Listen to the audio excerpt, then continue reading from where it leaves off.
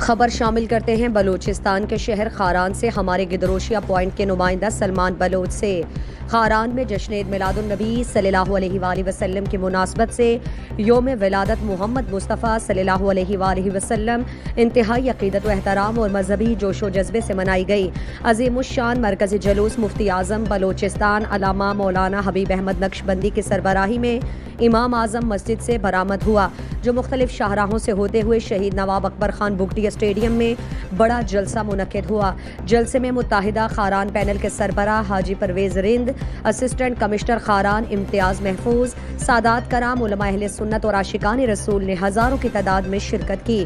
جلسے کا آغاز تلاوت کلام پاک سے کیا گیا۔ جلسے میں نعت خوان نوجوانوں نے نبی کریم صلی اللہ علیہ وآلہ وسلم کی شان اقدس میں نعت اور درود و سلام کا نذرانہ پیش کیا۔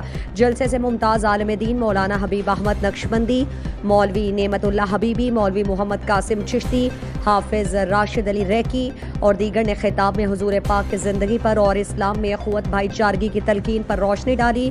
مقررین نے کہا کہ نبی پاک کی احادیث ہمارے لیے مشعل راہ ہیں اور اپنے نبی پاک صلی اللہ علیہ وآلہ وسلم کی زندگی ہمارے لیے نمونہ ہے، جنہوں نے ہمیشہ امت کی آخرت کے لیے سوچا۔ اس لیے آج ہر عاشق رسول کو نبی پاک کی سنتوں کی پیروی کرنا ہوگا، جو دنیا اور آخرت کی کامیابی ہے۔ جلسے کے آخر میں امت مسلمہ اور اسلام کی سربلندی کے لیے خصوصی دعا بھی کی گئی۔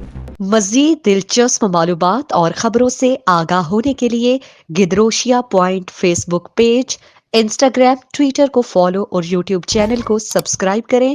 بیل آئیکن بٹن دبانا نہ بھولیں تاکہ مکران سمیت بلوچستان کی خبروں سے جڑے رہیں۔